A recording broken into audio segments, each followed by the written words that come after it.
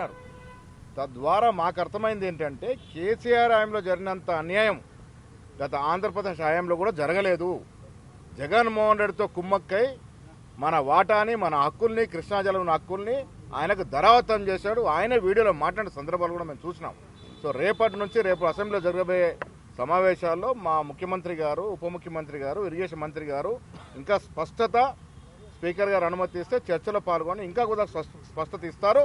కేసీఆర్ గారు ఇక్కడైనా అబద్ధాలు ఆడడం మానుకొని ప్రజాస్వామ్య నమ్మకం ఉంటే అసెంబ్లీకి అటెండ్ అయ్యి ఆయన చేసిన తప్పిదాలని వివరించుకోవాల్సిందిగా కోరుతా ఉన్నాం.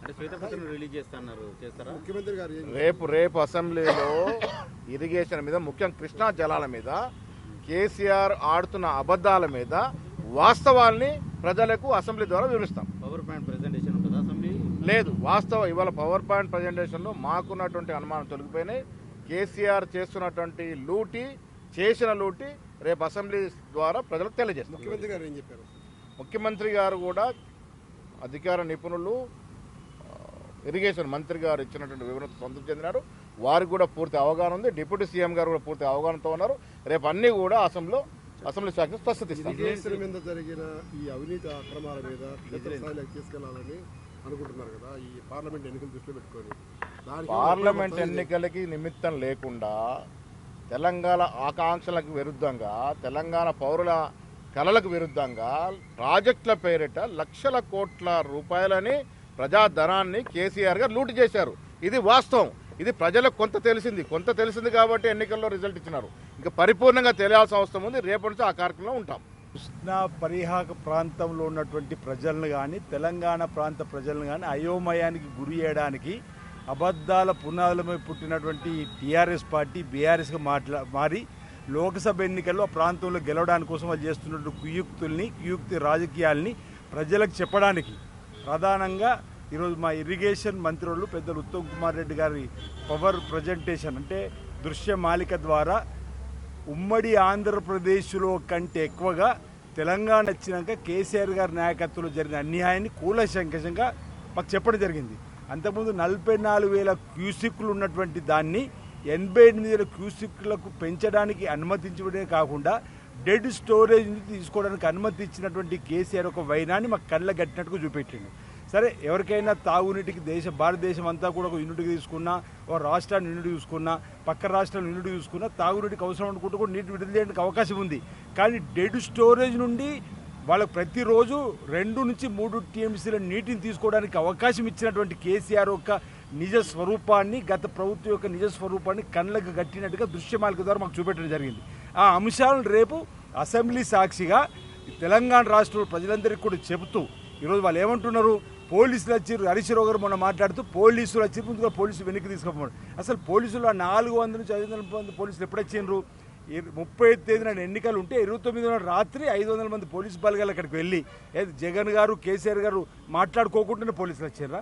అంటే మళ్ళా తెలంగాణ వాదాన్ని ప్రజలకు పోలింగ్ జరిగే నాడు కూడా చూపెట్టి 1% ఓడిపోతే ఎలా చెప్పి అనుకొని వాళ్ళు పెట్టినటువంటి ఒక నాటకాన్ని ఈరోజు తెల్లవారుగా 2 రోజులకు 3వ తారీఖు నాడు కౌంటింగ్ అయింది. మాకు 7 నాడు మా గవర్నమెంట్ వచ్చింది. అంటే అప్పటిదాకా మాకు అసలు అక్కడ ఏం జరుగుతుందో కూడా మాకు తెలియని పరిస్థితులు. గవర్నమెంట్ లేదు. గౌరవ ముఖ్యమంత్రి రేవంత్ రెడ్డి గారికి తెలియదు, గౌరవ మంత్రులు ఉత్తమ్ కుమార్ రెడ్డి గారికి కూడా తెలియదు, మా ప్రభుత్వానికి కూడా తెలియదు.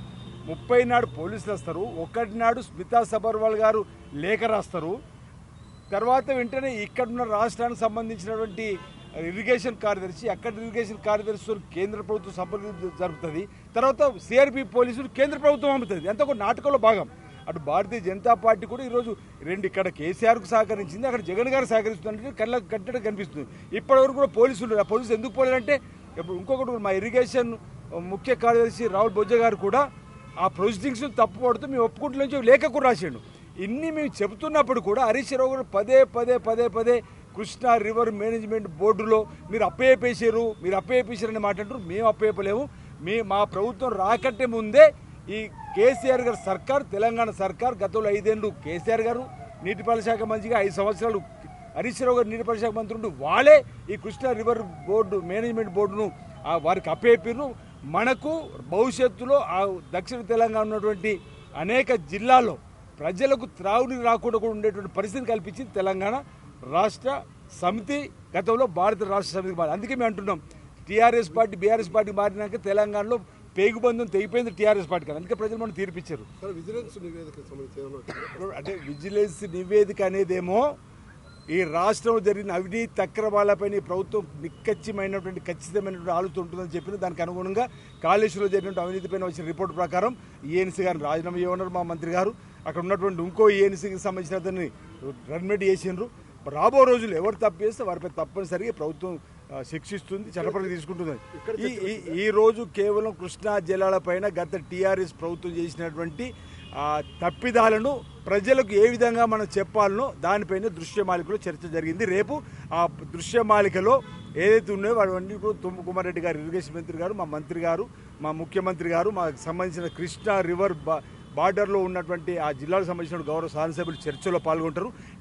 నిజాలను ప్రజలకు తెలియపుతారు. వాళ్ళు ఏదైతే నల్గొండ జిల్లాలకు పోయి రాజకీయ సభ పెట్టుకొని లోక్సభ ఎన్నికల్లో పబ్బం గడుపుకోవడానికి ప్రయత్నం చేస్తున్న దాన్ని మీ ప్రజలు వాళ్ళ మాటలు వినవద్దని చెప్పడానికి కోసం చేసేటువంటి ప్రయత్నం రేపు జరగబోతుంది. అసెంబ్లీ వరకే పరిమితం అవుతుందా ఈ విషయాలు, లేకపోతే జనాలకు తీసుకుపోతారా? తప్పనిసరిగా అసెంబ్లీలో చర్చ జరుగుతుంటే జనాలకు తీసుకెళ్ళడానికి కదా. సాక్షాత్తు అసెంబ్లీ దేవాలయం లాంటి తెలంగాణకు ఈ గత ప్రభుత్వం తెలంగాణకు అన్యాయం చేసినాడు అంటే ఇప్పటికి కూడా హరీష్ రావు గారు అబద్ధాలు ఆడుతున్నాడు కాబట్టి వాటిని ప్రతిదీ కూడా ఆ ప్రభుత్వం జరిగిన అన్యాయాన్ని డాక్యుమెంట్తో సహా రేపు చూపెట్టబోతున్నారు. వాళ్ళు నల్గొండ సభ కేవలం రాజకీయం కోసం లోక్సభ ఎన్నికల్లో గెలవడం కోసం ఎత్తుగడగానే భావించాలని చెప్పని ప్రజలకు ఈ సందర్భంగా పిలుపునిస్తా ఉన్నాం.